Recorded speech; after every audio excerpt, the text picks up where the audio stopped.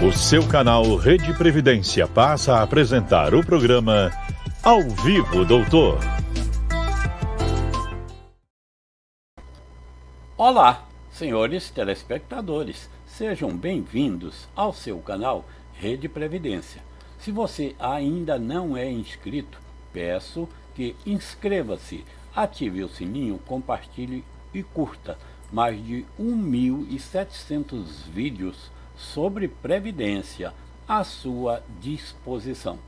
Sob a direção geral do Dr. Ricardo Souza e trabalhos técnicos de Ícaro Moreira e Rosa Araújo, o programa Ao Vivo Doutor debate hoje os segredos da aposentadoria especial, antes e pós-reforma, no RGPS e no RPPS.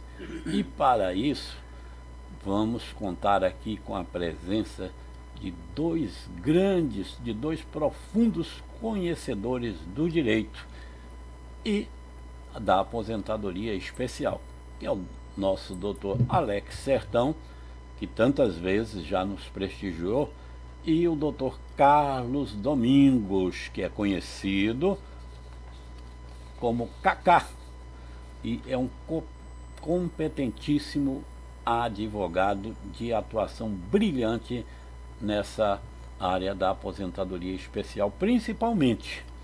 Mas, ao longo do programa, os senhores poderão constatar sobre essas duas feras que o seu Ao Vivo Doutor tem um prazer de receber aqui hoje. O doutor Alex Sertão é auditor de controle externo do Tribunal de Contas do Estado do Piauí. É professor de regime próprio de previdência social, é palestrante, autor de artigos sobre RPPS em sites, periódicos, revistas jurídicas, enfim, é um homem muito dinâmico. Doutor Alex Sertão, que alegria recebê-lo aqui mais uma vez no nosso Ao Vivo, doutor. Mais uma vez, Ney, estamos aqui, uma satisfação imensa, sempre feliz com esses convites que vocês sempre me fazem. Ricardo Souza, você, toda a equipe da Rede Previdência. A Rede Previdência, que é uma das pioneiras no Brasil em matéria de RPPS, regime geral, enfim, muito dinâmico. Quero agradecer o convite, estou aqui honrado de estar ao lado do Carlos Domingos, o Kaká, um grande amigo, um dos maiores especialistas do Brasil em matéria de aposentadoria especial, se não o máximo, né?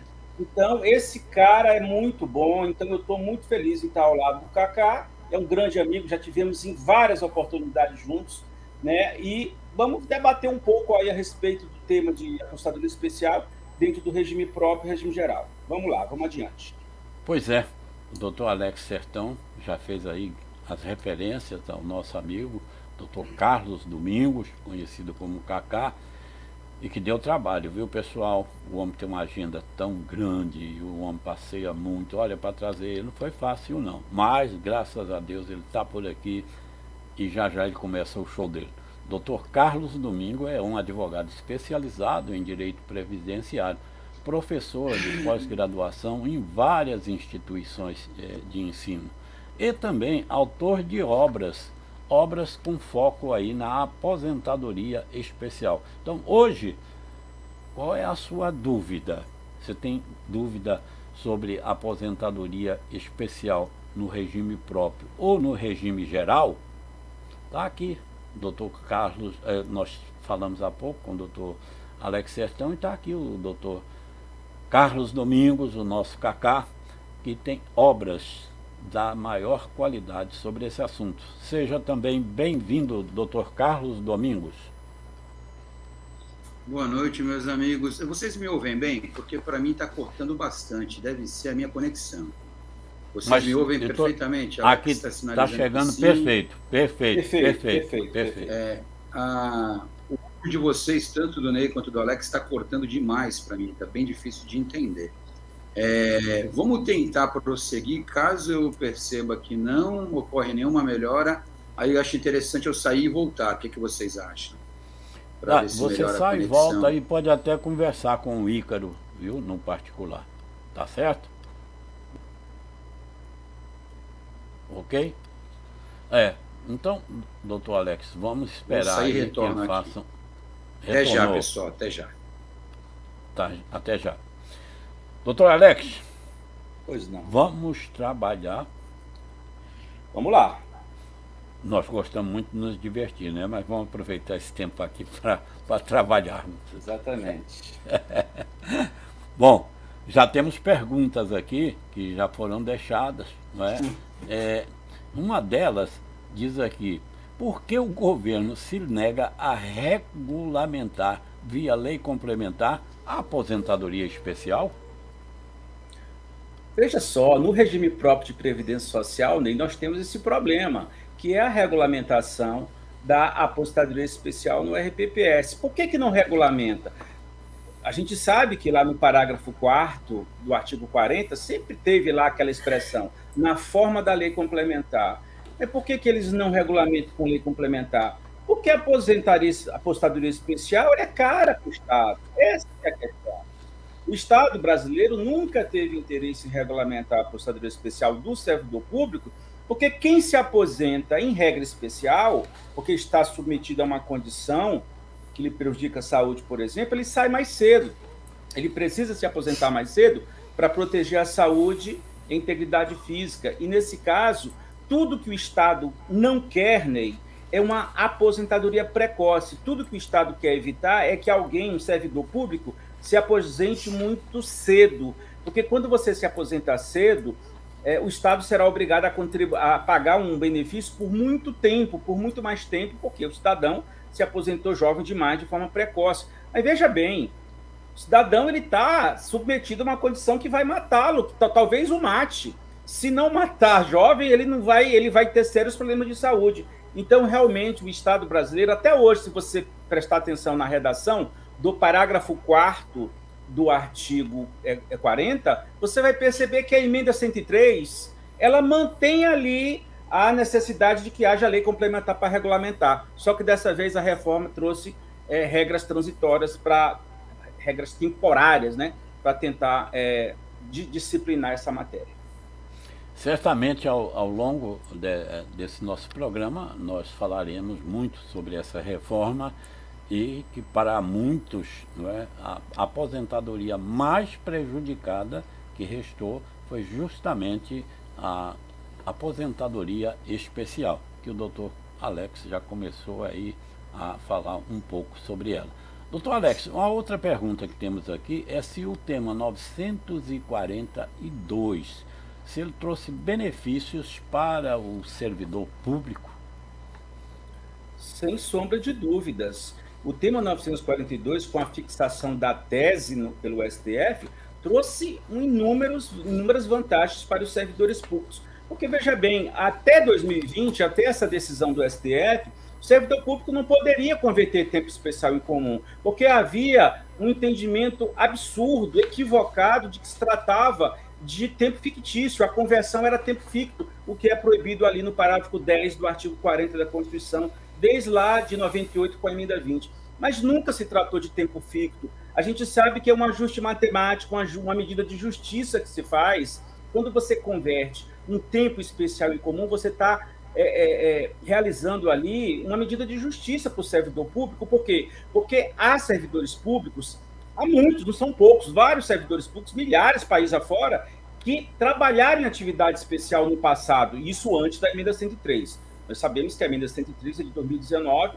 então nós temos aí milhares de servidores que, em algum momento da vida, Ney, trabalhou em atividade especial. E se trabalhou em atividade especial, ele não trabalhou 25 anos totalmente, assim, exclusivamente exposto, mas ele trabalhou 1 ano, 2 anos, 5 anos, de forma alternada, de forma picada, como a gente fala. E esse cidadão, se no regime geral sempre foi possível a conversão de tempo especial comum, ali como estabelece o artigo 57 da Lei 8.213, por que não é possível, né? Por que não é possível essa conversão para o regime próprio de Previdência Social? Afinal de contas, a gente tem que pensar na igualdade, né? Estampada lá na Constituição Federal, não é isso? Exatamente. Doutor Alex, enquanto nós aguardamos que o doutor Carlos Domingo refaça aí a sua conexão, que deu um problema, está tentando ele aí voltar.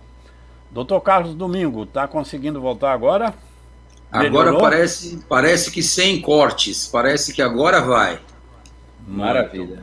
Bom, eu já fiz a apresentação do Dr. Alex, já conversamos aqui um pouco, fiz também de início a sua apresentação. O Dr. Alex reforçou a sua apresentação, dizendo do grande profissional que você é, e nós queremos lhe dar as boas-vindas ao programa, que eu disse, olha, deu um trabalhão, trazer o doutor Carlos Domingos, que é o nosso conhecido Kaká, deu um trabalho tremendo, mas graças a Deus ele está aqui. Então, seja bem-vindo. Como diz o Matuto, se aproxegue, venha. Opa, me aproxegarei com prazer diante de dois grandes amigos.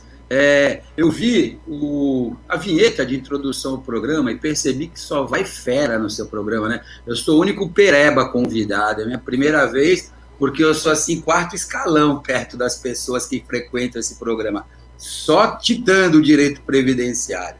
Essa era uma colocação que eu queria fazer. Muito boa noite, honradíssimo pelo convite, felicíssimo também. E quanto à sua colocação, sua observação que foi difícil a minha vinda, em razão da agenda, das viagens, é verdade. Ontem mesmo, eu tive que ir a Brasília fazer 2 sustentações orais.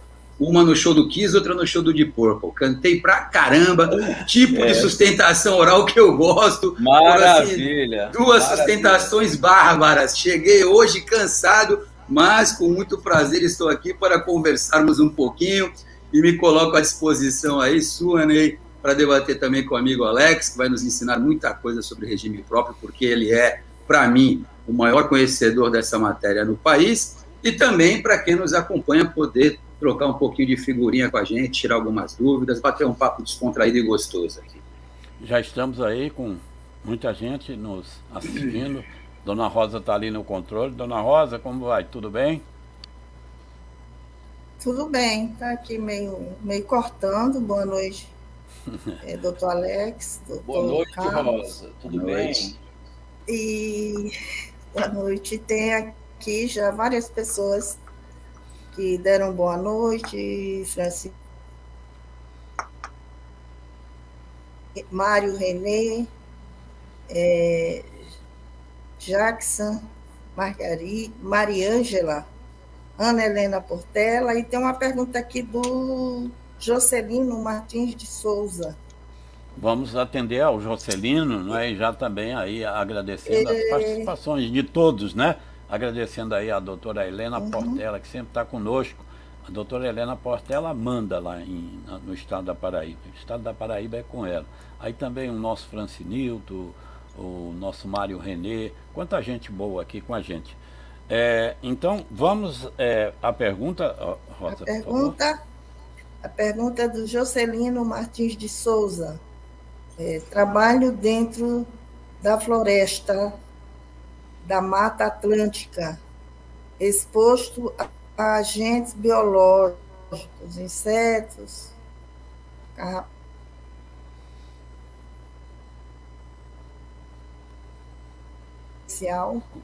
Cortou, né? Cortou. Deu para ver aí a pergunta, doutor Carlos Domingos? Eu acho que dá para entender. Cortou a Rosa um pouquinho, mas a pergunta... Eu posso ler para você, Carlos? É o seguinte, ele legal. perguntou o seguinte: trabalho dentro da floresta da Mata Atlântica, exposto a agente biológico, insetos, carrapatos, cobras e etc. Isso é atividade especial? Essa é a pergunta dele. Para o INSS, não. Porque insetos, carrapatos, cobras não consta lá do rol do Código 3.0.0 do anexo 4 do decreto. Judicialmente, há uma possibilidade de sim. Inclusive, eu tenho uma ação similar, também em razão de exposição a insetos, répteis, parasitas, etc., que está tramitando com sentença de primeira instância procedente. Agora, não temos ainda o resultado da segunda instância. Mas, administrativamente, eu ousaria dizer que é quase impossível esse enquadramento em razão desse tipo de agente biológico. Pode pensar aí se ele tem atividade, se essa atividade dele, né, expõe ele a produtos químicos, não é? Por exemplo, né, é uma investigação, não é? Outros tipos de agentes, né? Os biológicos, em tese, não ensejariam. É isso aí. Doutor Carlos Domingo, nós já começamos aqui conversando com o doutor Alex e falando, claro, quando se fala em aposentadoria especial, fatalmente vem a emenda constitucional número 103, não é? E na sua ótica, a aposentadoria especial restou prejudicada com essa emenda constitucional? E muito. O tema da minha palestra no último congresso de EPREV em novembro, que eu também tive a oportunidade de estar com o Alex lá, foi justamente o seguinte: vantagens e desvantagens da nova aposentadoria especial. E aí eu refleti, pensei, matutei, conversei com amigos, com professores, com julgadores, e todos foram unânimes na mesma conclusão: não há nenhuma vantagem, somente desvantagens. Tanto em razão do acesso ao benefício, já que os requisitos se tornaram mais dificultosos de conseguir o implemento das condições, como também em relação ao cálculo, que antes era o grande atrativo da aposentadoria especial, e agora ela cai na vala comum dos benefícios, da maior parte dos benefícios, calculada naquele sistema de 60%, mais 2% para cada ano que exceder 20 anos de contribuição. Então, efetivamente, de bom não teve nada para a aposentadoria especial, inclusão do requisito etário, que a gente pode falar mais um pouquinho depois, sistema de pontuação na regra de transição do artigo 21, que também é de difícil acesso, de difícil implementação do requisito, mas de bom mesmo, nada, Ney. E, doutor Alex, essa situação se aplica ao servidor público ou para ele já houve algum acréscimo melhor? É praticamente a mesma regra do regime geral. Houve o acréscimo etário, né? 60 anos que não existia antes. A diferença no regime próprio do regime geral é que nós temos, segundo o que estabelece o parágrafo 4º do artigo 40, 3 espécies de aposentadoria especial. A aposentadoria dos agentes de segurança pública, que são os policiais. Nós temos a aposentadoria especial da pessoa com deficiência e temos a aposentadoria daquele servidor que trabalha submetido a um agente químico, físico e biológico que lhe prejudica a saúde, né? Desses 3 tipos de aposentadoria especial, apenas uma, historicamente, possui regulamentação por lei complementar, que são os policiais, que é a lei complementar 51 de 1985, que o Supremo já decidiu que a Constituição recepcionou, né? Recepcionou essa lei complementar. Mas, evidentemente, que pós-emenda 103, tudo ficou muito pior também para o servidor público, porque nós não tínhamos, por exemplo, nessa aposentadoria especial, porque é engraçado, quando se fala de aposentadoria especial para o RPPS, normalmente o advogado que só milita no regime geral, ele só pensa na aposentadoria dos agentes químicos, físicos, biológicos que prejudicam a saúde. Mas nós temos a aposentadoria especial do policial, que antes não tinha idade, agora tem idade de 55 anos. Nós temos a aposentadoria da pessoa com deficiência, que são as mesmíssimas regras da Lei Complementar 142, de 2013, e temos a atividade especial deste servidor que trabalha submetido a condições que prejudicam a saúde. E aí nós tínhamos a famosa súmula vinculante 33 antes da reforma. E agora nós temos a idade de 60 anos, que é a mesma que foi adotada por regime geral, que isso realmente traz muita dificuldade para quem está submetido a um agente que vai lhe prejudicar a saúde por muito mais tempo. Doutor Carlos Domingos, eu gostaria que você falasse um pouco como era o cálculo antes. Você já até participou, já deu um toque aí, como era o cálculo antes e como é agora, não é? E também eu achei importante que o doutor Alex fez uma menção aí, a aposentadoria da pessoa com deficiência. Eu, na prática do dia a dia, eu fico admirado porque não se explora mais essa aposentadoria que, em termos econômicos, né, exigência etária, é muito mais favorável do que as demais aposentadorias. E o número de pessoas com deficiência, segundo a estatística que a gente tem aí, seria praticamente cerca aí de 25% da população. Mas, por gentileza, aprofunde um pouquinho nesse cálculo, como era antes e como está agora da aposentadoria especial.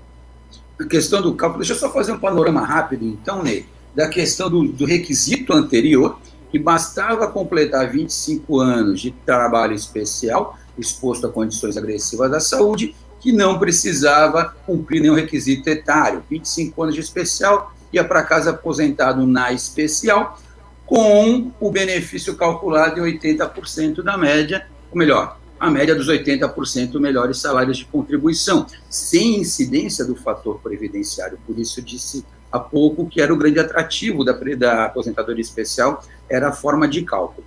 Agora, similar ao regime próprio, como a Alex bem colocou, nós temos na regra transitória a ser aplicada para aqueles que não estavam insertos no sistema quando da publicação da emenda, o requisito etário.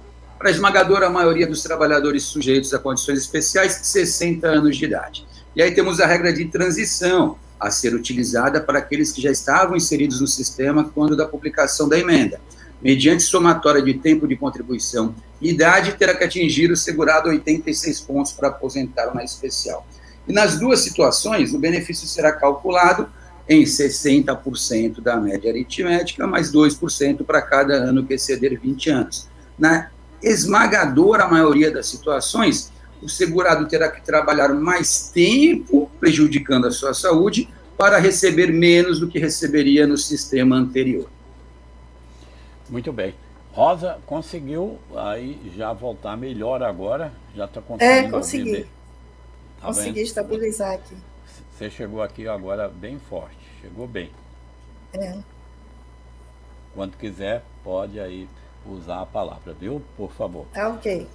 Ô, doutor Alex, então, nesse teor dessa conversa que nós tivemos até agora, também, né, lá para o servidor público houve retrocesso com a chegada dessa emenda 103, que foi a da reforma da Previdência? Sem dúvida. O que a emenda 103 trouxe foi só retrocesso em matéria de aposentadoria especial. E mais, mesmo quando o Supremo decidiu que é possível converter tempo especial em comum, a reforma limita, viu, Cacá? O Cacá é sabedor disso, a reforma limita que o tempo especial tem que ser trabalhado até a data da reforma. Até a data da reforma. Não se admite atividade especial para fim de conversão que tenha sido exercido pós-reforma. Como se o servidor público ou o segurado do regime geral, no caso do regime geral, não fosse mais trabalhar em atividade especial pós-reforma, como se isso não fosse existir. Parece que eles, assim, num passo de mágica, disseram, olha, após a reforma não se fala mais em conversão, não é mais possível conversão de tempo especial em comum. Como se tivesse tudo resolvido, como se as pessoas não fossem mais trabalhar submetidas a uma condição que lhe prejudica a saúde. Então, assim, é uma coisa maluca o que os caras fizeram. O Supremo, em 2020, eu acho até, como disse a doutora Adriane Bramante uma vez, parece até que o Supremo só liberou a conversão de tempo especial em comum, isso foi em 2020, a reforma de 2019, porque já sabia que a reforma proibia a conversão dali para frente. Então, aí diz, então deixa converter o tempo para trás, o tempo anterior à reforma, a gente permite a conversão. Então, veja só, até nisso que foi bom para o servidor, a conversão ela é interessante para o servidor, porque ela pode trazer vários atrativos em matéria de adiantamento do tempo de contribuição, ele pega novas regras, né? Você agrega 20% para a mulher, 40% o homem, isso pode ser muito bom na hora da aposentadoria, inclusive se livrando dessas regras que não são muito benéficas, as regras da reforma da emenda 103. Agora, veja, você proibir a conversão de tempo especial pós-reforma realmente é uma coisa que não tem, para mim, o menor sentido. Fora a questão, o principal ponto da emenda 103 com relação à aposentadoria especial, na minha opinião, é a questão etária. É você obrigar um servidor público a se submeter a uma idade elevada, 60 anos, eu acho uma idade bem elevada, para você permanecer submetido a condições que vão lhe prejudicar a saúde até o dia que você se aposentar. Para mim, esse é o principal ponto, o ponto mais questionável da reforma. Bom, complementando, o doutor Carlos Domingo disse que não achou, né, um ponto positivo que pudesse estar aí para o regime geral. No seu caso, que é o regime próprio, doutor Alex Sertão, tem alguma coisa que melhorou com a chegada da emenda 103? Não, veja bem, a única coisa que eu poderia dizer que não foi uma melhora, mas facilitou um pouco mais, é que antes da emenda 103, os servidores, para poder se aposentar, eles tinham que impetrar mandados de injunção. Porque como não tinha regulamentação da matéria em lei complementar, então só restava o mandado de injunção, que é uma ação condicional para você exercer um direito que a Constituição lhe garante, mas que você não pode exercer porque não tem norma regulamentadora. Essa é a questão. Então, o que fez a emenda 103? Ela traz essas regras transitórias, e nestas regras transitórias, ela manda aplicar, aplica aí, enquanto não vier uma lei complementar, aplica aí a 142 de 2013, que é a regra apostadoria da pessoa com deficiência, aplica aí os 60 anos de idade. Então, assim, essa regra transitória, ela acaba tirando aquele trabalho do servidor público de ter que impetrar mandado de injunção. Agora, a regra já está ali no texto transitório, né? Ali artigo 10, o artigo 21 da emenda 103. Então, para mim, só foi essa facilitação ao acesso ao benefício, mas o resto, essa coisa... Policial agora tem que ter 55 anos de idade, né? O policial não tinha idade mínima antes. Era só tempo de contribuição, 30 anos para o homem, 25 para a mulher, e sem idade mínima, e agora o policial precisa permanecer em atividade até os 55 anos de idade, submetido a uma atividade de risco. Ney, você me permite pegar o gancho do Alex aqui? Por favor. Inclusive, nós temos que lembrar sempre a finalidade da aposentadoria especial, né? Ela permite ao trabalhador sujeito a condições agressivas de trabalho que se retire mais cedo aos seus aposentos, que se aposente antes dos demais, justamente daqueles que não sofrem nenhum tipo de sujeição.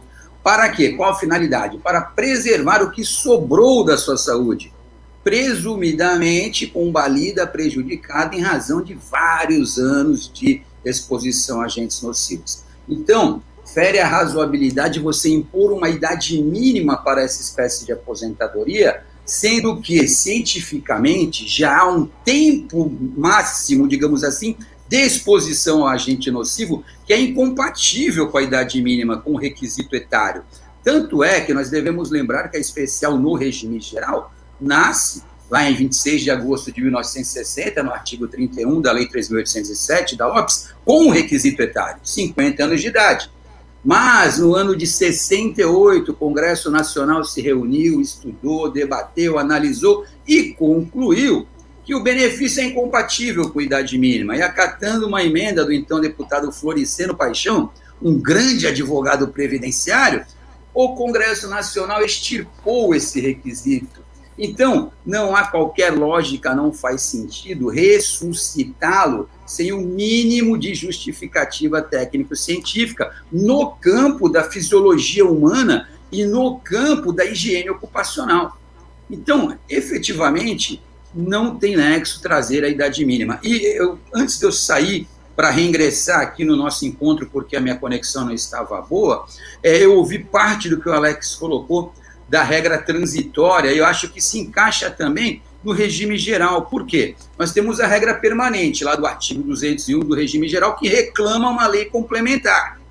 E temos a regra transitória do artigo 19, que é justamente a do requisito etário, 60 anos, que corre o severo risco de se tornar definitiva. E por que nós temos esse fundado receio? Porque existem dois precedentes dentro da própria aposentadoria especial. Lá, no regime próprio, que o Alex domina tão bem, ela nasce em 88, havia a previsão de aposentadoria especial para o servidor público a ser regulamentada por uma lei complementar desde a redação original. E essa lei complementar nunca veio. No regime geral, também, em 88, a Constituição previa uma lei ordinária, primeiramente, para disciplinar as situações de especialidade, dizer o que era especial, o que deixava de ser. Com a emenda 20 de 98, essa lei é levada ao status de lei complementar e ela morre sem nunca ter nascido. Por quê? Porque o atual texto constitucional não existe uma lei complementar, não existe, melhor dizendo, uma lei complementar ou ordinária para estabelecer as situações de especialidade. Não. A lei complementar poderá instituir idade e tempo de contribuição distintos dos demais segurados, mas não vai dizer o que é especial, o que deixa de ser, qual agente nocivo, quem seja, enquadramento, qual não seja. Portanto, como temos precedentes dentro da própria aposentadoria especial, existe o grande temor de que a regra transitória se transforme em regra permanente em razão dessa incúria do nosso legislativo já demonstrada dentro do próprio benefício da aposentadoria especial. São situações, né, o doutor Alex também se referiu aí, que antes da reforma você poderia converter o tempo especial em comum, não é? E que você encontra também lá de 97 a 2003 o ruído, não é? A exigência de que fosse 90 decibéis, não é? Que mágica é essa? Por que que naquele curtíssimo espaço de tempo o ruído só é reconhecido quando atinge aquele nível bem mais alto do que nos outros períodos? E agora já voltou, né, para os 85. Mas... Doutor Ney, tem algumas perguntas. Vamos a elas. Posso fazer? Pode fazer, fique à vontade, por favor.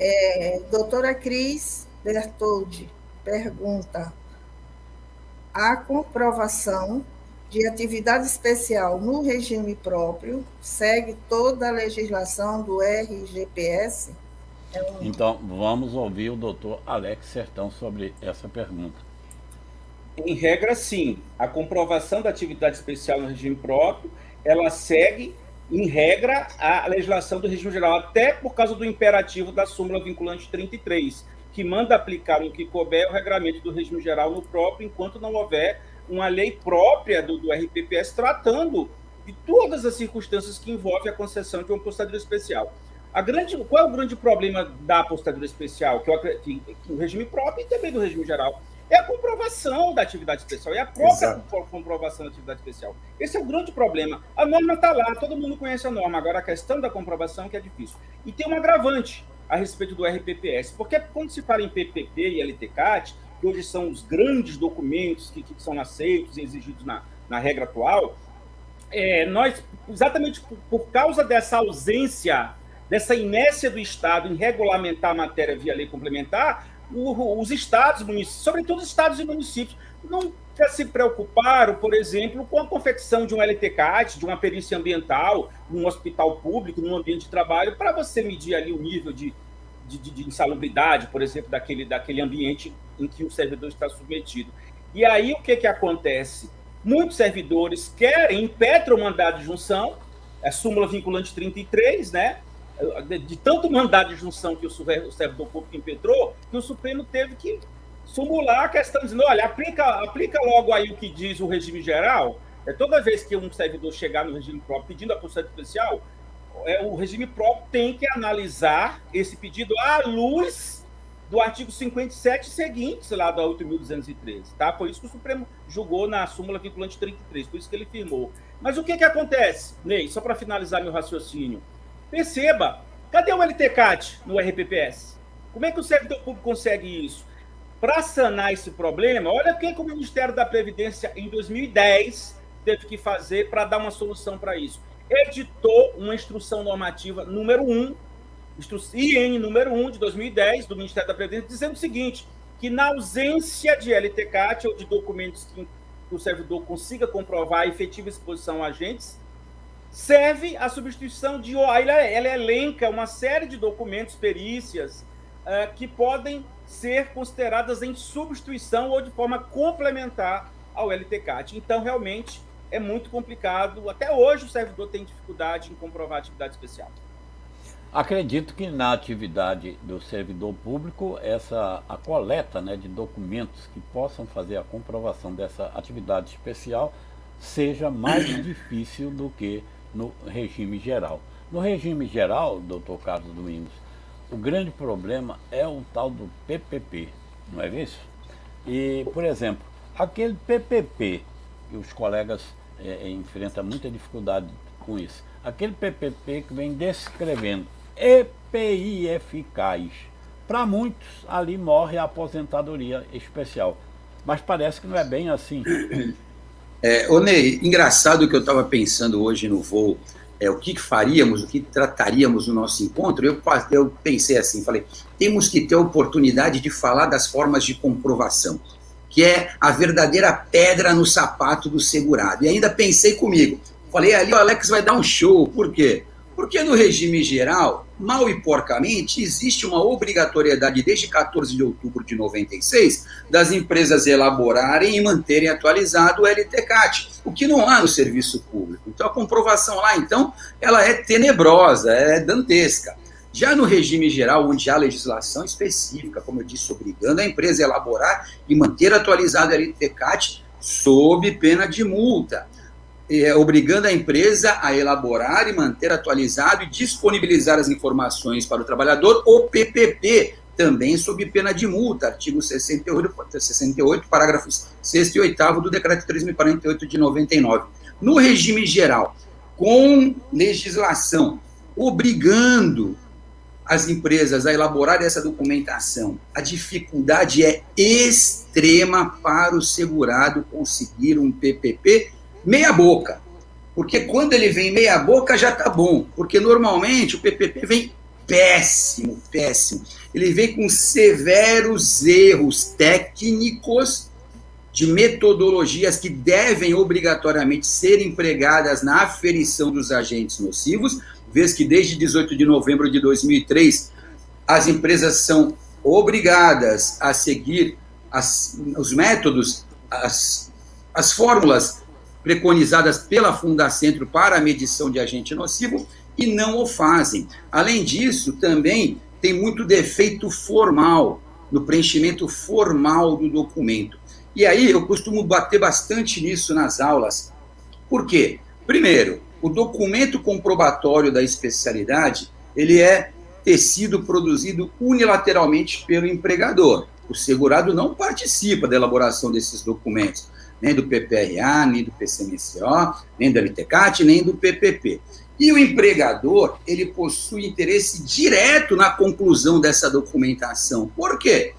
Porque, em sendo constatada a existência de condições especiais de trabalho, ele poderá sofrer diversas consequências. A primeira delas, ter que pagar a alíquota adicional do SAT, a contribuição específica para o financiamento da aposentadoria especial, instituída pela medida provisória 1729, de 3 de dezembro de 98, convertida na Lei 9732, de 11 de dezembro de 98.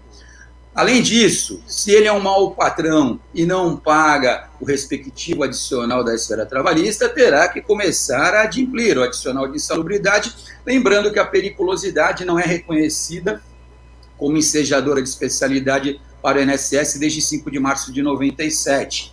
Ele também pode ser réu em uma reclamatória trabalhista, postulando indenizações no campo moral e material pela redução da capacidade laboral em razão daquelas condições adversas existentes no trabalho relatadas ali no PPP. Portanto, a forma de comprovação ela é de todo perniciosa ao trabalhador. Ele enfrenta um verdadeiro calvário, uma via crucis para conseguir obter a documentação e, ao obtê-la, ela deixa demais a desejar. E o pior de tudo, eu costumava dizer nas aulas que a jurisprudência caminhava a passos largos para estabelecer a competência da Justiça do Trabalho para debates sobre PPP. Eu continuo dizendo que caminha nesse sentido, mas reduziu os passos, agora não são tão largos assim, são de tartaruga, porque uma ou outra decisão do nosso judiciário, em especial TNU e STJ, nos permite, assim, concluir que está mudando um pouco e que poderemos debater PPP dentro da ação previdenciária, para o desespero de muitos magistrados que não suportam a ideia de ter que discutir PPP dentro da ação previdenciária. Eu posso citar aqui o tema 213 da TNU, o 298 da TNU, o 1083 do STJ, onde eles demonstram a obrigatoriedade de realização de perícia para fins. O 298 não fala tanto em obrigatoriedade, mas deixa lá registrado no voto do Fábio Souza, que já esteve aqui no seu programa, o brilhante Fábio Souza, que sim, que não deve ser obstaculizada ao segurado a produção da prova necessária à comprovação da especialidade.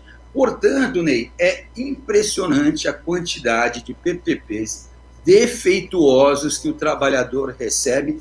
E o pior de tudo, o judiciário empresta um valor exacerbado para esse documento, exigindo requisitos técnicos e formais que a gigantesca maioria das empresas não está preparada, essa maioria, para produzir o documento. No nosso dia a dia, a gente mantém no escritório um setor próprio de requerimentos de PPPs. Até porque a gente fala muito aqui para advogado, eu acho bem interessante você ter isso dentro do escritório. Por quê? Porque é um setor que funciona bem com um estagiário, uma secretária e um advogado supervisionando. E ele te traz frutos do ponto de vista de melhor condições de postulação, de melhor instrução probatória nos seus processos administrativos de aposentadoria especial, assim como nos judiciais. E também te proporciona a possibilidade de cobrar por esses serviços. Por exemplo, você pode estabelecer dentro do seu contrato de honorários um valor X para requerimentos de PPP, que deverão ser reiterados esses pedidos depois de X dias, não havendo resposta ou não sendo frutífera essa resposta, permanecendo o erro, porque normalmente a gente pede retificação ou complementação. Permanecendo o erro, isso vai gerar uma notificação extrajudicial que, por fim, pode gerar uma reclamatória trabalhista. E aí sim, nisso nós temos alcançado algum êxito. Na reclamatória trabalhista ser produzida a perícia e compelir o empregador a preencher direito do documento. E tudo isso é cobrável do segurado previdenciário. Ainda que não seja cobrado por ato ali, digamos, no à vista, isso pode ser acrescido na conta que ele tem com o escritório no êxito da postulação final, seja administrativa ou judicial. Mas a comprovação, como o Alex brilhantemente colocou, ela é extremamente dificultosa para o trabalhador, porque essa documentação,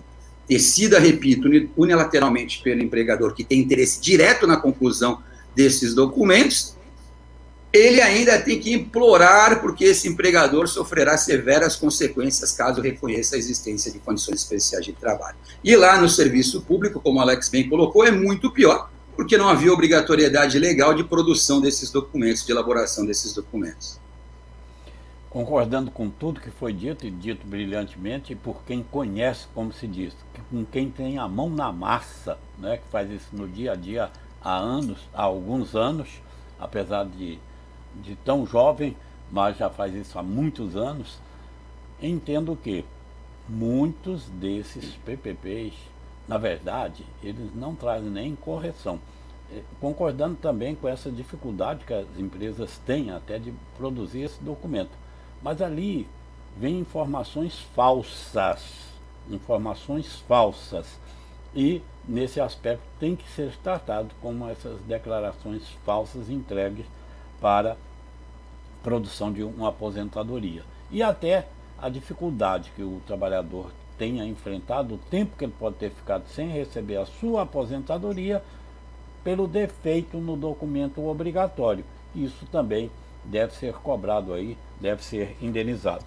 Mas, dona Rosa, vamos ver se a gente consegue atender aí mais perguntas e dizendo ao pessoal, né, que está aí conosco, que podem fazer essas perguntas, inclusive também podem deixar sugestões para outros debates, podem sugerir aí novos temas. Por favor, Rosa. Tem uma pergunta aqui do Jocelino Martins. Para ter direito a 24 meses de período de graça na soma de 120 contribuições, nessa soma pode incluir tempo de auxílio-doença intercalado com contribuição facultativa? Para mim, o Colex. Para você. Acho que tem até um tema do STJ nesse sentido, do reconhecimento do período de benefício por incapacidade para fins de cômputo de carência, e me foge aqui agora o número do tema, sinceramente me foge. Eu me foco mais nas questões da especial, mas me parece que tem um tema nesse sentido. E o interessante é o seguinte, da pergunta, a questão de ser intercalado como contribuinte facultativo, porque a própria instrução normativa anterior previa também, a 77 de 2015, a legislação estabelece, primeiro, que o tempo de benefício por incapacidade, o tempo de gozo de benefício por incapacidade pode ser contado como tempo de contribuição, desde que interatividades, se for auxílio-doença ou aposentadoria por invalidez de natureza previdenciária. Se for acidentário, não precisa nem ser interatividades. E a instrução normativa permite, caso não haja esse retorno ao trabalho após a alta, que uma única contribuição na qualidade de facultativo, ela supre esse retorno ao trabalho, viabilizando o cômputo enquanto tempo de contribuição, porque há severa resistência do INSS em considerar como carência. Mas, diante do tema que me foge o número aqui do STJ, esse período pode sim agora, além de ser computado como tempo de contribuição, também ser contabilizado para fins de carência. E o Ney nunca mais vai me chamar, porque eu sou intrometido, eu falo mesmo, eu peço a palavra, eu me atravesso, mas eu não posso perder a oportunidade, Ney, de pegar o gancho da tua colocação sobre o ruído, sobre aquele período de 5 de março de 97 a 18 de novembro de 2003, de 90 decibéis, para citar aqui uma decisão de primeira instância do Rio de Janeiro, que eu transcrevo nas minhas aulas, nos slides, que o julgador coloca assim, que nem Charles Darwin ousaria dizer que a raça humana evolui ou involui com tamanha velocidade, ou seja, o organismo humano, até 5 de março de 97, suporta 80 decibéis, que era o contido na legislação anterior, 80. De 6 de março de 97 a 18 de novembro de 2003, a gente evolui enquanto ser humano e passa a suportar 90 decibéis. Mas, a partir de 18 de novembro de 2003, nós evoluímos e aí só aguentamos 85 decibéis. Não tem o menor cabimento científico, isso não se sustenta. E o pior, que o STJ respaldou esse prestígio à data de vigência dos decretos. Também me fugiu o número agora, mas, salvo engano, é o tema 634, se eu não estou equivocado, é o tema 634. Infelizmente, o STJ respaldou. Existiam diversas decisões de norte a sul do país, determinando a aplicação de 85 decibéis desde 5 de março de 97, por diversas fundamentações, todas muito boas, muito coerentes, muito robustas, mas, infelizmente, o STJ preferiu dar prestígio aos decretos. Eu não podia deixar de citar essa decisão, que eu acho fenomenal, que fala que nem Charles Darwin ousaria dizer que evoluímos ou evoluímos com tamanha velocidade. Aberração. Aberração. Aberração. Vamos deixar o doutor Alex aqui dar uma trabalhadinha. Doutor Alex, me diga inclusive aí. Tem uma pergunta aqui direcionada a ele. Então faça direcionada a ele.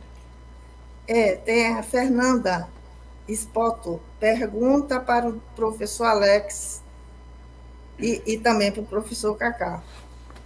E quanto ao cálculo da aposentadoria especial do servidor público, paridade e integridade, ou média? Muito bem. No RPPS, nós sabemos que não há integralidade e paridade na aposentadoria especial. Qual é a interpretação que a administração pública faz? A aposentadoria especial nada mais é do que a aposentadoria comum, a regra comum, com requisitos diferenciados. Então, entenda, se você ler o parágrafo 4º do artigo 40, você vai perceber que a aposentadoria especial, nas 3 modalidades que eu citei aqui, policiais, pessoa com deficiência e atividade insalubre, enfim, que prejudica a saúde, são atividades que, na verdade, elas merecem um tempo a menor, né? Tem requisito diferenciado exatamente para a proteção do servidor. Mas elas, em matéria de critério de cálculo, elas sempre seguiam o cálculo da média. O que os servidores fazem? Os servidores não se conformam com isso, ajuizam as ações do Poder Judiciário e tem ganho, né? Policiais ganham integralidade na aposentadoria, ali na Lei Complementar 51 de 85, mas nós temos decisões do Supremo, por exemplo, tem um voto muito bonito do ministro Ricardo Lewandowski, que ele diz que aquela expressão provento integral que está na Lei dos Policiais, na Lei Complementar 51 de 1985, provento integral não significa integralidade. Não significa integralidade e paridade, porque integralidade é algo distinto de provento integral. O que é provento integral? Quando um servidor público cumpre 35 anos de contribuição, ele se aposenta com provento integral. Uma mulher, quando cumpre 30, ela se aposenta com provento integral. Agora, integralidade após a emenda 41, lá em 2003, só se paga a integralidade por meio de regra de transição. E a aposentadoria especial, pelo menos assim, antes da emenda 103, ela não é considerada aposentadoria especial. Mas o que a emenda 103 trouxe de diferente foi o seguinte: nós temos ali no artigo 5º uma regra de transição para o policial. Nós temos ali no artigo 21, Cacá, uma regra de transição ali para a pessoa submetida a uma condição que lhe prejudica a saúde. E o mais engraçado é que, embora a administração pública não reconheça integralidade e paridade, o que a AGU fez ao interpretar o artigo 503, que estabelece ali uma regra de transição. Eu nunca tinha visto regra de transição em aposentadoria especial no regime próprio. Isso surgiu agora com a emenda 103. E a AGU diz o seguinte: a regra de transição do artigo 5º, que garante, dispõe sobre policiais, garantirá a integralidade e paridade. É um parecer vinculante, encomendado pelo ex-presidente da República. Toda vez que o presidente da República encomenda um parecer para a AGU, ela ganha uma natureza vinculante, porque ela vincula o Poder Executivo Federal. Então, o que disse esse parecer da AGU? Que haverá integralidade e paridade para os policiais que se aposentaram da regra de transição. A pergunta que eu deixo no ar é a seguinte: se tem integralidade e paridade para o policial na regra de transição, onde é que está a integralidade e paridade para outra regra de transição do servidor submetido à condição que lhe prejudica a saúde e integridade física, prevista lá no artigo 21? Lá não tem integralidade e paridade, lá é média. Então, nós temos essas discussões que estão aí nos tribunais há anos. Os servidores não se aposentam com integralidade e paridade, se aposentam pela média. Do ponto de vista administrativo, sempre foi média, e eles têm que conquistar esse direito no Poder Judiciário. Ela faz referência também na pergunta a como seria aqui no RGPS. E o doutor Carlos Domingos até já disse aqui, antes da reforma, 80% da média sem aplicação do fator previdenciário. Depois da reforma, 100% da média, com 60% aplicando-se mais 2%, não é? Acima de 15 anos mulheres e 20 anos os homens. Mas, doutor Alex Sertão, quero deixar ainda a palavra contigo, porque tem uma pessoa que me pediu que queria ouvir dessa celebridade essa informação. Ela disse que inclusive leu o seu artigo sobre a acumulação e gostou muito. Então a pergunta que ela faz é a seguinte: quem já é aposentada pelo INSS pode também ter uma aposentadoria como servidora pública efetiva no município e no estado? Ou seja, ela ficaria com 3 aposentadorias? Sem dúvida nenhuma, isso é possível. Veja bem, no serviço público você pode acumular 2 cargos. O artigo 37, inciso 16 da Constituição, permite que o servidor público acumule 2 cargos de professor, um cargo de professor com cargo técnico-científico, ou 2 cargos de profissionais de saúde com profissões regulamentadas, desde que haja compatibilidade de horário. Então, se a pessoa é professora 20 horas no município e professora 20 horas no estado, ela vai poder acumular perfeitamente esses 2 cargos e vai poder se aposentar nos 2 cargos. E se ela também tiver um vínculo numa empresa privada, ela é professora numa escola particular, ela evidentemente é segurada obrigatória do regime geral, então ela vai se aposentar também no regime geral. Ela terá direito a 3 aposentadorias perfeitamente acumuláveis e mais, sem aplicação dos redutores do artigo 24. Sem aplicação, por quê? Porque o artigo 24 não estabelece lá, nem nenhum daqueles 3 incisos do parágrafo 1º, que a acumulação de aposentadorias pode ser aplicado o redutor. Aposentadoria com aposentadoria não aplica redutor, por isso que ela vai poder acumular os 3 aposentadorias de forma integral. Perfeito. Doutor Carlos Domingos, a grande dúvida dos nossos colegas advogados, principalmente quem está iniciando, é se quem exerce atividade autônoma, como um médico, como um mecânico e etc., né, um vendedor, se essa pessoa também pode ter uma aposentadoria especial. Ô Ney, para o INSS, a partir de 28 de abril de 95, não. Mas o nosso judiciário é receptivo a especial do antigo autônomo, hoje contribuinte individual, desde que ele consiga comprovar a existência de condições especiais de trabalho. O exemplo que eu gosto muito de dar nas aulas foi o que você deu agora, do mecânico de fundo de quintal. Seu João da Silva tem lá a oficina no fundo do quintal dele há 35 anos, vou passar dos 25 bastante. Ele pode comprovar que existem condições especiais de trabalho lá, como? Mediante a contratação de uma idônea empresa de engenharia de segurança ou medicina do trabalho, que vá lá no fundo do quintal, faça o levantamento ambiental e constate se há ou não condições perniciosas, condições deletérias de trabalho. Em havendo, ele postula o enquadramento do período para fins de aposentadoria especial. Salvo engano, é o tema 188 da TNU, reconhecendo, a súmula 62 da TNU, mas tem o tema 188 que trouxe o seguinte, resumidamente aqui, porque eu estou vendo que o nosso tempo está acabando. O contribuinte individual que deliberadamente não utilizar equipamento de proteção individual não terá direito à aposentadoria especial, não terá direito ao enquadramento. Eu costumo dizer que a decisão é de todo infeliz, porque parte primeiro da premissa que o contribuinte individual quer burlar o sistema, né? Ele não vai usar aparelho de proteção, equipamento de proteção, visando se aposentar antes dos demais. Mas não leve em consideração que boa parcela, o pessoal tem, assim, o costume já enraizado de, quando a gente fala de contribuinte individual, pensa logo em médico e dentista, né? Que eu acho que são aqueles que procuram mais os advogados para perseguir a aposentadoria, então a galera pensa logo neles, mas eles são o topo da pirâmide. A base de contribuinte individual é o pedreiro, o ajudante de pintor, o encanador, o cuidador, o mecânico de fundo de quintal. E esse pessoal, primeiro, que nem sabe que aqueles elementos, aqueles materiais, aqueles agentes com os quais ele lida para exercer sua profissão, são prejudiciais à sua saúde. Também não sabem, uma boa parcela deles, que existem equipamentos para proteger contra esses malefícios que esses produtos trazem para a saúde, esses agentes trazem para a saúde. E o mais importante é que muitos deles, quando sabem que existem os equipamentos, quando sabem que as condições realmente são maléficas para a sua saúde, eles precisam fazer a seguinte opção: comer ou comprar equipamento de proteção individual. E, infelizmente, a TNU, se eu não estou equivocado, é tema 188, partiu dessa premissa que o contribuinte individual, ao não usar deliberadamente o equipamento de proteção, não faria jus ao enquadramento, apesar de haver a súmula, hoje eu estou ruim de número, mas, salvo engano, é a 62, reconhecendo a condição de especialidade para o autônomo, para o contribuinte individual, desde que ele consiga comprovar a existência de condições prejudiciais de trabalho.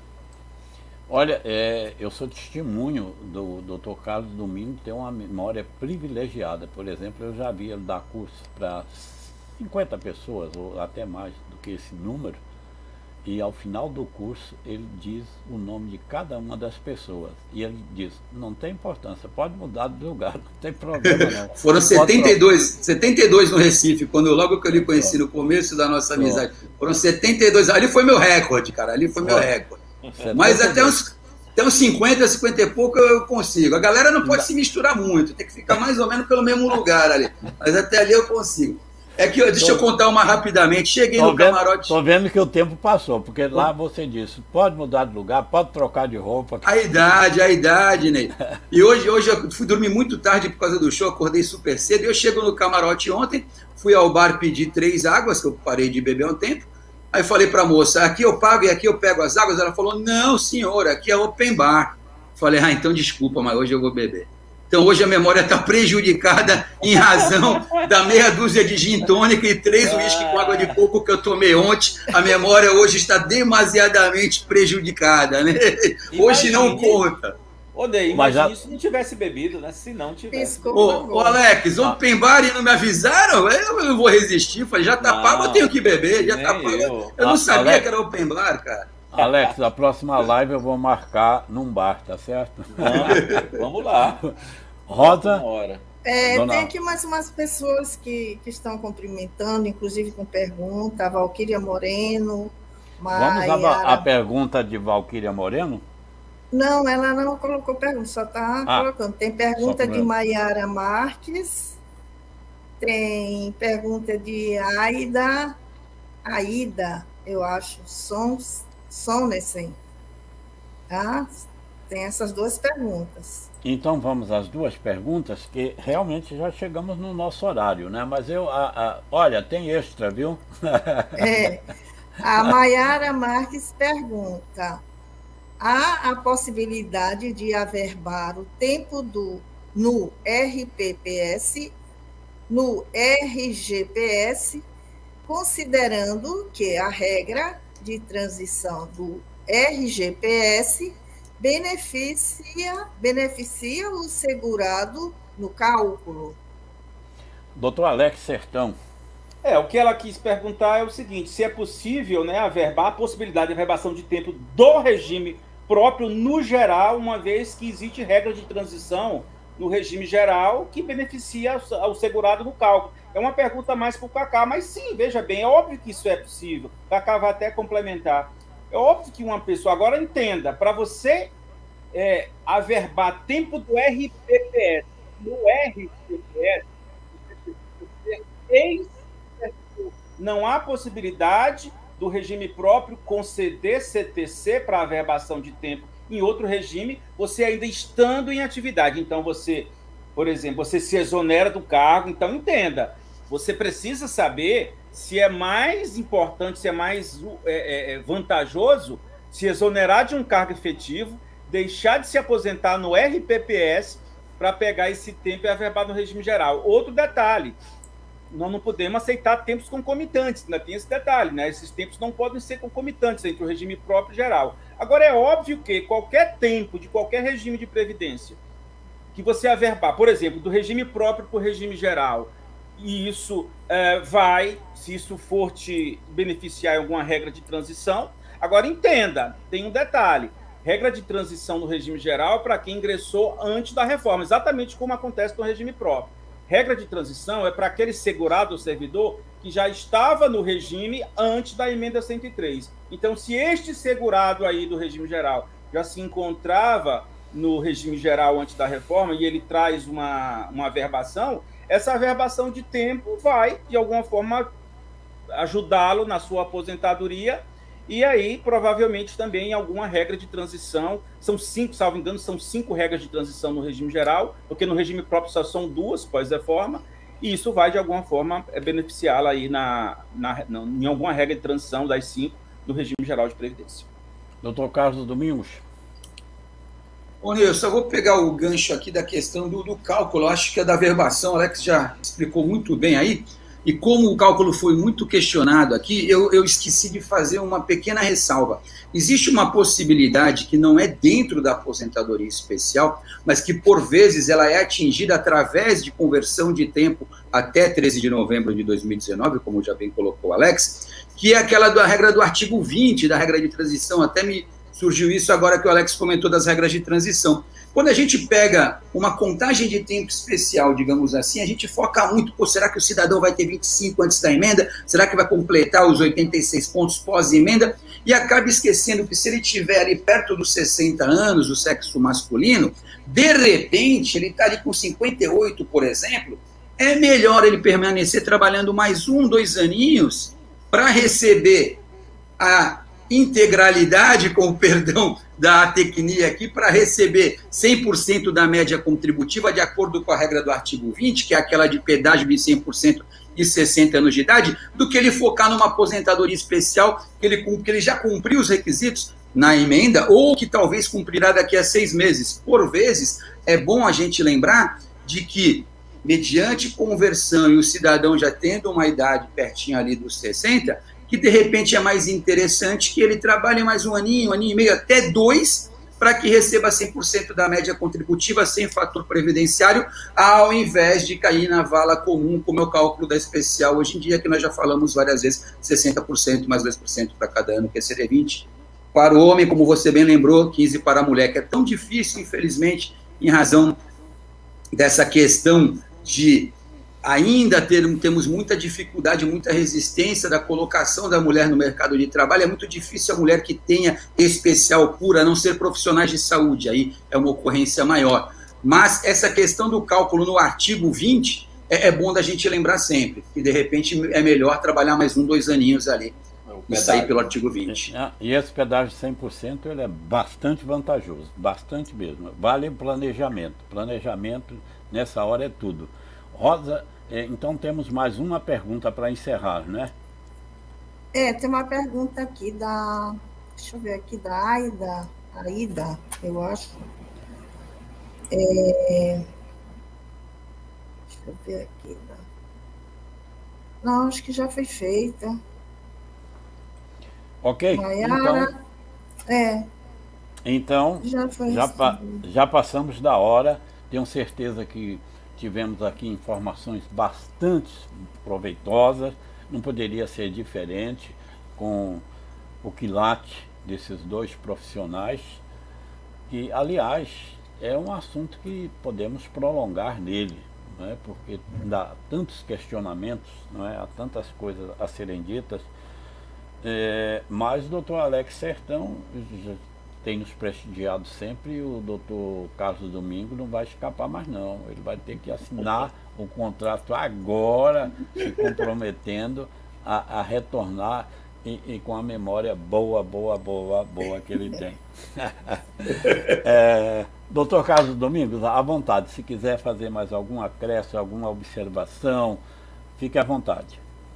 Ney, só que dizer que eu mais uma vez agradeço bastante o convite, me senti muito honrado e feliz, adorei o programa, essa descontração, ainda mais por estar com meu amigo Alex, é uma figura que eu prezo demais, admiro muito e gosto bastante, tenho um grande carinho. Você também é um grande amigo. E o tema da aposentadoria especial me envolve demais, eu acabo me excedendo, fico empolgado, fico pé da vida às vezes, e acabo até atravessando aí, peço desculpa por alguma intromissão, mas é um tema que realmente mexe bastante comigo, porque eu gosto muito dele, porque trata na ponta final da questão da vida do trabalhador, porque visa preservar a sua saúde, e a saúde está, obviamente, que totalmente, intrinsecamente ligada com a vida, então é algo que mexe comigo bastante, sempre que precisar, e eu não tiver nenhuma viagem pelo caminho, porque meus compromissos são mais de viagens do que outras coisas, eu prontamente atenderei o amigo. Imagine, falando de aposentadoria especial, com os dois entrevistados, Dr. Carlos Domingo e Dr. Sérgio Pardal. O negócio pega fogo, não pega? Nossa Senhora! Meu mestre Pardal, meu mestre. Doutor Alex Sertão, por favor, fique à vontade. Se quiser fazer mais alguma consideração, alguma observação, alguma coisa que era preciso ser dito e não foi, fique à vontade. Eu costumo dizer o seguinte, que nós lutamos contra a reforma lá ali em 2018, a tramitação. Primeiro foi a reforma 287 do governo Temer, não foi aprovada. Depois veio a reforma do governo passado e nós lutamos muito contra ela e não conseguimos barrá-la. Qual é a última trincheira hoje? Eu costumo dizer que a última trincheira contra esses rigores da emenda 103 é o STF. Nós estamos esperando o STF julgar, né, as ações que foram propostas, as ADIs que foram propostas contra a emenda 103, e a gente espera que haja uma atenção especial a algum tema relacionado à aposentadoria especial. Né? Nós tivemos um voto do ministro Barroso que, para mim, foi uma tremenda decepção. Temos aí o voto do ministro Fachin, que já evoluiu um pouco mais, e vamos ver o que o Supremo vai dizer sobre temas importantíssimos, né? Pensão por morte, esse cálculo de média aí, que exige 40 anos para ter direito a 100% de média, isso no regime próprio, né? Para homens e mulheres, e temos vários outros temas, como a idade, né? A questão etária dos 60 anos na atividade especial. Então a gente espera que o Supremo não nos decepcione, que ele não seja aquele Supremo de sempre que está alinhado com a agenda econômica do governo. Infelizmente, mesmo que imagine, né? Alinhado com a agenda econômica do governo, você tem ali um servidor, um segurado que tem um direito, que é razoável aquele direito, mas o Supremo entende que aquilo pode trazer uma repercussão econômica negativa para as finanças do Estado e acaba não concedendo, né? Eu costumo dizer que é a desidratação do direito social. Infelizmente, isso tem acontecido muito. E eu quero agradecer a oportunidade de estar aqui com o Cacá, meu grande amigo. O Cacá assistiu a 2 shows agora, né? Ontem, né? Ele veio de São Paulo e eu quero dizer para o Cacá que eu vou assistir Deep Purple domingo, né? Domingo eu estarei no show do Deep Purple, lá em Curitiba, porque é uma banda que eu não poderia perder em hipótese alguma. hipótese alguma, eu poderia perder um show desse, e é por isso que eu estou saindo de férias, ou pegando o voo hoje à noite, né? Para ir assistir esse show domingo e aproveitar aí os próximos dias. E agradecer, então, a todos vocês. Ney, Rosa, um prazer imenso aqui estar com todos vocês, como sempre, muito bom. Muito bem, seja feliz, uma boa viagem, boa diversão. Bom show, showzão, viu, Alex? Showzão. Só um adendo, o show ontem foi em Brasília, por isso que eu brinquei com a sustentação oral, que a galera costuma postar quando tá no avião, sustentação oral em Brasília e tal. Brasília. Eu gosto de tirar um mundinho, eu falei, a minha sustentação oral foi cantar no show. Foi Kiss e Deep Purple, cara, a última turnê do Kiss. Nossa, Kiss e Deep Purple. Sim, a última turnê. Showzaço, showzaço. Maravilha, maravilha. Pois é. E... Mas olha, Ney, eu vou de Deep Purple a Pinduca, viu? Também gosto. Alex está falando, Cacá, porque no sábado passado, aqui em Recife, passou o Pinduca, rapaz, que coisa extraordinária. E junto com ele tinha mais 3 bregueiros. Aí eu mexendo lá com o Alex, disse, Alex, aqui ao vivo, olha que brega bacana. Alex, só está faltando eu estar aí com vocês. Vocês sabiam que brega aqui na Bahia é Disneylândia de adulto, né? É casa de diversões de adulto, o tema utilizado para... eu não sabia. É brega aqui na Bahia. Mas, pessoal, foi um prazer estar com vocês, agradecendo os nossos telespectadores, que é a razão de estarmos aqui. Lembrando que o canal Rede Previdência tem, das segundas às sextas-feiras, às 18 horas, um boletim de 10 minutos de notícias previdenciárias, para lhe deixar bem atualizado. Então, meus colegas, das segundas às sextas-feiras, às 18 horas, estão apresentando. Agradeço as participações, agradeço aí vocês que postaram as suas perguntas ou que deixaram também sugestões para novos temas, para trazermos esses grandes profissionais para batermos esse papo aqui, que eu procuro sempre ser o mais descontraído possível.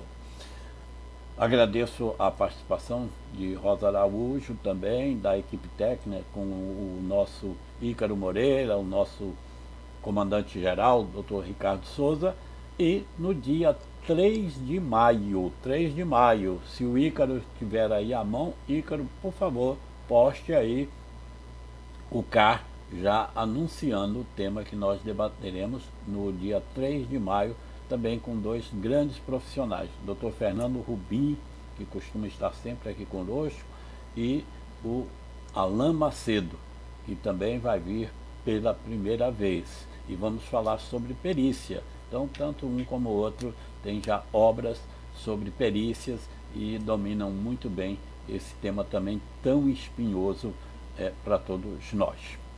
Mais uma vez, agradeço a todos e espero que vocês estejam conosco no próximo dia 3 de maio. Lembrando que canal Rede Previdência, esse é o seu lugar. Venha